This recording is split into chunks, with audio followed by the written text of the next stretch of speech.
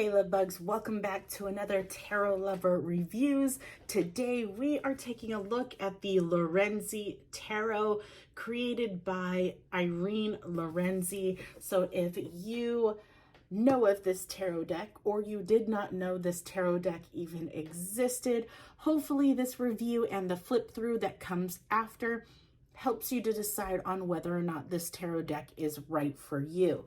Now, if you want to just skip straight to the flip through, feel free to take a look at the description. I've broken everything out into chapters to make it easier for you to find where you would like to start within the flip through. So for the time being, we are going to take a look at all the things about the Lorenzi Tarot, the packaging, the guidebook, and the cards. So if you're interested in all of that information, feel free to stick around. Otherwise, take a look at the flip through. So first things first, let's go ahead and take a look at the box. This is the box.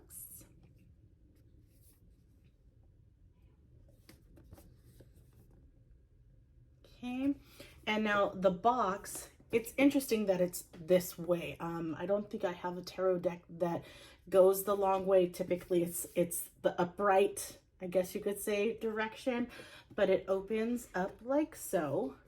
And this is the inner part of the box. So it does turn this way at one point, right? You have the little bird there. This is in the interior of the other side. And then you do have a ribbon to be able to take the cards out of the box. And then again, I definitely want to note that this is a thick covered box. For me, that basically means that if my cards are still within the packaging, the box itself, I know that if the box were to fall with my cards in there, my cards are going to be fine. The box will take the brunt of the force and I don't have to worry about my tarot decks. I know it will be perfectly fine within that box. Now, let's go ahead and talk about the guidebook. The guidebook is gorgeous. So the creator of this tarot deck, Irene, she is like just an amazing artist. I've looked through her Instagram, which I will include her Instagram down in the description as well if you want to go ahead and check her out there. But her guidebook is insane. Okay, as you can see, all of the major and minor arcana cards are fully displayed on every single page. It looks like you're looking at an art book. Her artwork is beautiful. It gives me a tattoo vibe to it without it being that traditional tattoo, if that makes sense.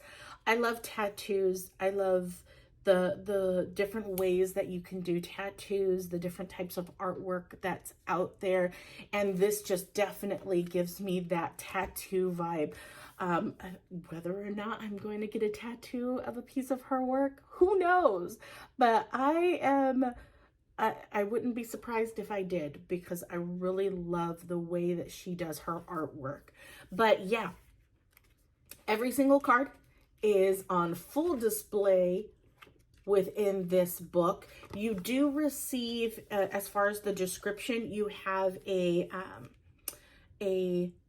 overall description which explains what you see within the cards, and then you receive phrases, not so much keywords, but more like a little bit of like phrases slash keywords for the upright and reversal meanings for each of the cards. For the majors, it's the same. You get a description of what you're seeing within the card, and then you get the upright and reversal descriptions for that particular card. Now, I don't believe there are any, there's not a tarot spreads in this particular guidebook, which is totally fine with me. I have no problem with that whatsoever. Oh yeah, I'm gonna definitely include all of her contact information Instagram, Facebook, her website, and her online shop, so you can check them out. But that is the guidebook. Let's talk about the cards. Now, the cards, which I feel like I need to grab a, let me grab very quickly.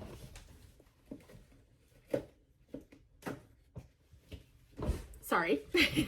I'm going to grab a Rider-Waite-Smith tarot cards for comparison. I believe these cards are just a tad bit bigger than your average tarot card, so I want to give you some type of comparison so you can see that.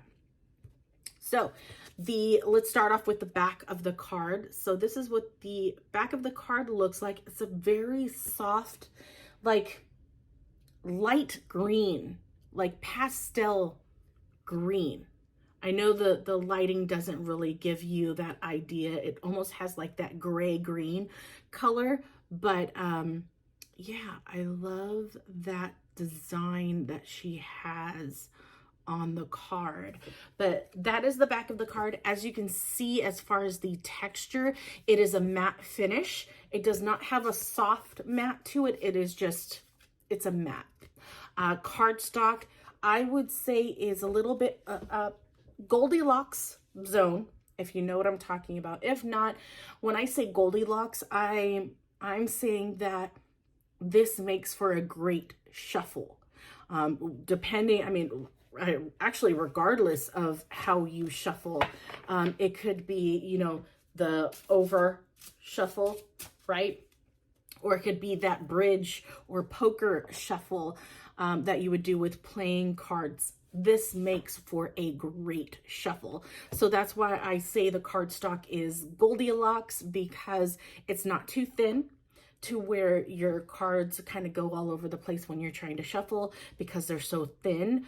And it's not too thick to the point where you can't bend the cards to shuffle at all.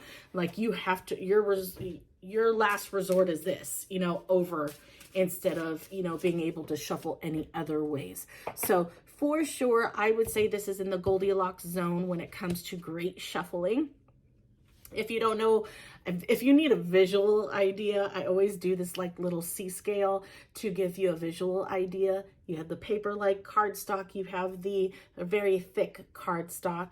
I would say this one falls within the Goldilocks zone, but probably a smidge into the thicker side. These cards have some thickness. They bend, but there's some resistance. So I would definitely say it's into the thicker side, which I don't mind because it gives it structure. I feel like they will last as you shuffle, but of course with wear and tear, you know, you should expect that your cards are going to bend and warp because you use them so much. For me, I try to take care of my tarot cards as much as possible. But yeah, so that is the texture. That is the back of the card stock. Now, let's talk about the size. So the size is almost the size of a standard tarot card. So you can see here's the standard size, sorry. And then this is the Lorenzi tarot. So it is a tad bit bigger. There we go. So just to give you an idea, this is a standard tarot card size. This is the Lorenzi tarot, so it is a little bit bigger. So keep that in mind as far as the size of the cards. Let's talk about the imagery, which I kind of already spoke upon. But let's talk about the naming convention compared to a standard Rider-Waite-Smith tarot deck. So I would definitely say it follows all of the naming conventions with a standard Rider-Waite-Smith. You do have your cups, wands, swords, and pentacles, and all of the major arcana are exactly what you would expect if you were to look at a Rider-Waite-Smith tarot deck. So that is fantastic. There are no bonus cards, which is totally fine. It's not expected. It's always cool to get a bonus card, but I always find that those tend to get a little distracting because it's only within that particular tarot deck. So if you use it and you have that bonus card, you have to remember what that bonus card is meant for, or, you know, described as, so that you can read it correctly within your reading. So technically you are learning a new card with every tarot deck that has a bonus card. So there's some pros and cons when it comes to bonus cards, but this particular one does not come with that. As I mentioned with the imagery, it is absolutely gorgeous. It does not follow the Rider-Waite-Smith imagery. Okay, so keep that in mind. The reason why I say that is, especially with guidebooks that are out there for sale at, you know, bookstores, metaphysical shops, a majority of those guidebooks, if not all of them, follow the Rider-Waite-Smith imagery. Okay, so trying to utilize that, you know, those books with this tarot deck may be a little bit difficult, but don't forget, you have the guidebook that comes with it. So you should be utilizing the guidebook with this tarot deck, especially if you are new to tarot and still learning. I would say, I'm always going to mention this, you're going to hear people say, you know, you should start with the Rider-Waite-Smith tarot, mainly because, you know, the guidebooks out there are based off of it. And a lot of the other tarot decks that are created, that are out there, that they are based off of the Rider-Waite-Smith tarot. So you may hear people say you should start off with, you know, learning that tarot deck first before you get into everything else. No. If you resonate with a tarot deck that's not the Rider-Waite-Smith, honey, get it. Okay? Do not allow that to stop you because everybody else does it one way. Going with a tarot deck that resonates for you will help you learn tarot a lot easier. You will have fun with it because you resonate with the tarot deck. You will learn and retain things a lot better with a deck that you resonate with than with a tarot deck that everyone else is using. You know what I mean? So keep that in mind. You know, don't feel like, oh, just because it doesn't follow, you know, everybody else doesn't mean you can't use it. No, use it. If you love it, use it, honey, okay? So, yeah, that is all the key points that I wanted to mention in this review. I absolutely cannot express enough how much I enjoy looking at her artwork. Irene's artwork is beautiful. It is different. It is exciting. And yeah, I have no pain points, no negatives that I can possibly say to this deck. So I hope this review was helpful in some way. If it was, give it a like. If you are looking for any other tarot decks you might be interested in, take a look at my channel. I may have just done a review for it. If you don't see the tarot deck you're interested in, leave me a comment. Let me know the name of the tarot deck so that I can check to see if I don't already have it and I just haven't done the video for it yet. Or it's something I have had on my list and I just haven't gone and bought it. But yeah, let me know if you have any questions. Without further ado, here comes the flip through. Enjoy, and I'll talk to you guys later. Bye.